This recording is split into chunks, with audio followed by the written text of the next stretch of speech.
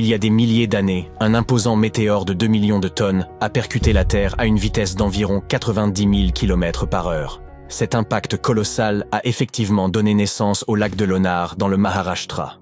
Vu du ciel, ce lac pourrait sembler ordinaire, mais le sable qui l'entoure est magnétique, ce qui perturbe les instruments de navigation.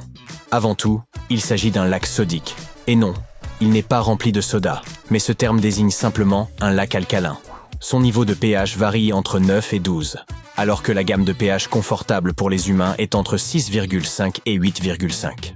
Par conséquent, il est fortement déconseillé de s'y baigner, et encore moins d'en boire l'eau. Une petite dépression circulaire située à environ 700 mètres du lac principal aurait été, selon certains, causée par un fragment du météore d'origine.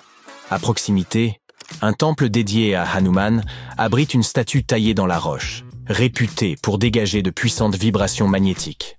En outre, les agriculteurs locaux puisent de l'eau dans le lac Ambar. Ce lac est parfois désigné sous le nom de Chota Lonar, ce qui signifie le petit Lonar. Ce cratère quasiment ovale est l'un des rares cratères naturels au monde, constitué entièrement de basalte, une roche volcanique sombre et finement granulée. L'eau y est 7 fois plus salée que celle des océans. Et le lac peut occasionnellement prendre une teinte rose en raison de certaines bactéries. À chaque fois que vous ouvrez un robinet pour remplir un verre, l'eau s'écoule de haut en bas sous l'effet de la gravité. Bien entendu. Il est difficile d'imaginer le phénomène inverse. Pourtant, certaines cascades semblent défier la gravité en remontant. Ces cascades inversées se produisent lorsque des vents puissants, de plus de 70 km/h, soufflent dans le sens opposé de la chute d'eau, propulsant celle-ci vers le haut.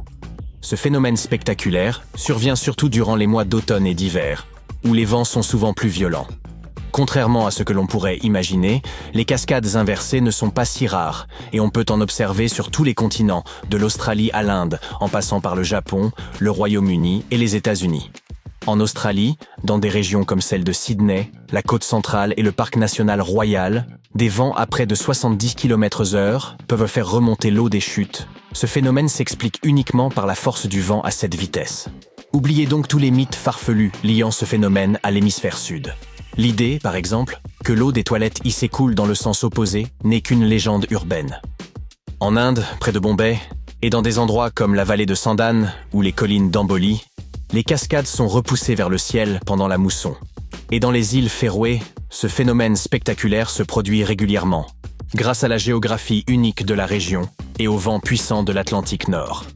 La colline magnétique du Ladakh, en Inde, est un site intrigant, niché à environ 4300 mètres d'altitude le long de l'autoroute de Srinagar-Leh, à 26 km seulement de la ville de Leh. Cette colline défie la gravité de façon mystérieuse. Les véhicules, laissés au point mort, semblent monter d'eux-mêmes. Cette anomalie attire les visiteurs du monde entier et alimente des légendes locales qui y voient une passerelle entre la terre et le ciel. La période idéale pour visiter s'étend de juin à septembre, quand les conditions sont parfaites et l'illusion d'optique est à son apogée, généralement entre 8 et 17 heures. Au Brésil, il existe une rue appelée Rua do Amendoim qui intrigue tous ceux qui l'empruntent, à pied comme en voiture, en raison de son effet insolite. Affectueusement surnommée la rue de l'Arachide par les habitants du coin, elle ne manque jamais de places de stationnement. Les voitures garées sans enclencher le frein à main commencent spontanément à rouler en montée, gagnant peu à peu en vitesse. De nombreuses théories circulent pour expliquer ce phénomène inhabituel. Certains prétendent que la colline serait hantée, tandis que d'autres croient qu'un gisement de fer attirerait les voitures vers le haut comme un aimant. En réalité, ce phénomène n'est qu'une illusion d'optique. La rue semble en pente ascendante, mais présente en fait une légère déclivité vers le bas. Les voitures qui paraissent monter descendent, en fait. Cela n'a pourtant pas découragé les visiteurs, qui continuent de filmer cette curiosité avec enthousiasme. Nichée sur la superbe côte de la mer Noire, Oureki est une paisible station balnéaire, réputée pour ses sables magnétiques uniques, orientés vers le bien-être et la santé. Ces sables, reconnus pour leurs vertus curatives depuis le XIXe siècle, sont utilisés pour soulager divers troubles de santé. La particularité des sables d'Oureki réside dans leur richesse en minéraux, tels que la magnétite et le quartz. Avec une teneur magnétique d'environ 23%, leur champ magnétique est nettement plus intense que celui du sable ordinaire. Les lumières de Hessdalen sont des orbes mystérieux visibles sur un tronçon de 11 km dans la vallée du même nom, au cœur de la Norvège. Ces phénomènes lumineux, observés depuis les années 30, peuvent apparaître aussi bien de jour que de nuit, généralement éclatantes de blanc, de jaune ou de rouge. Ces lumières peuvent planer, se déplacer rapidement ou osciller doucement dans les airs. Leur manifestation dure de quelques secondes à plus d'1 heure. Bien qu'il y ait eu un pic d'observation entre 1981 et 1984, la fréquence a chuté pour atteindre environ 10 à 20 apparitions annuelles depuis 2010. Des groupes de recherche, comme le projet Hessdalen, mènent depuis 1983 diverses investigations, alliant études de terrain et recherches scientifiques, afin de percer le mystère de ces lumières. Quant à leur origine, le mystère demeure. Certaines apparitions ont été attribuées aux reflets des phares des voitures ou à des objets astronomiques. Une théorie propose qu'elles proviendraient d'une réaction chimique impliquant la poussière en suspension issue des mines locales. Une autre hypothèse avance qu'il s'agirait d'amas de particules interagissant spécifiquement en raison des particularités géologiques de la région. Certains scientifiques émettent par l'hypothèse que ces lumières pourraient être générées par un effet piézoélectrique dû à la composition rocheuse de la vallée. D'autres avancent l'idée d'interactions complexes entre les ondes électromagnétiques et les particules de poussière, ce qui expliquerait les formes et les couleurs singulières de ces apparitions lumineuses. La poussière du Sahara, qui a même atteint certaines régions du Royaume-Uni et recouvert les voitures d'une couche rougeâtre, est composée de minéraux naturellement magnétiques. Le 7 septembre 2023, plusieurs personnes ont remarqué que leurs véhicules étaient couverts de taches rougeâtres en raison de la poussière soufflée depuis le Sahara. Une vidéo partagée sur Facebook montrait une personne utilisant un aimant pour retirer la poussière de sa voiture. Un commentateur s'est d'ailleurs emporté, affirmant « Si vous voulez savoir ce qui est tombé hier soir, prenez simplement un aimant et regardez ça », insistant sur le fait que c'était du métal et pas du sable.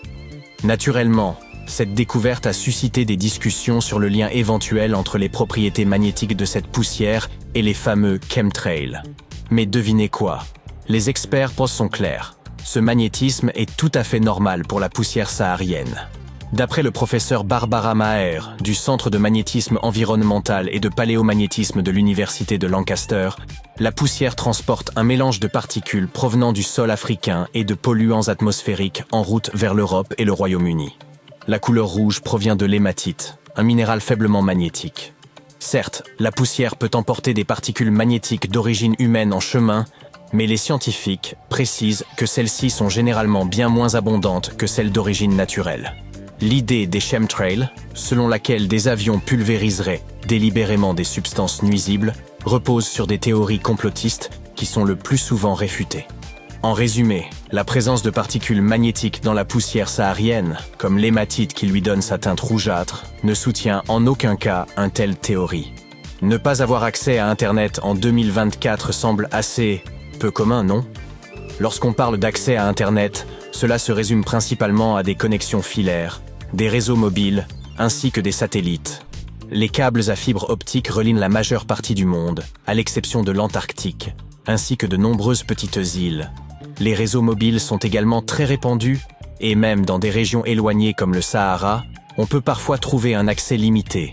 Pour ceux qui vivent dans des zones rurales, l'Internet par satellite reste souvent la meilleure option, bien que plus lent.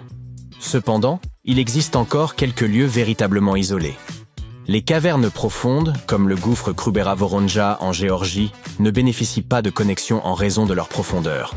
Et sous l'océan, les signaux ont du mal à se frayer un chemin, rendant l'accès à Internet soit faible, soit inexistant.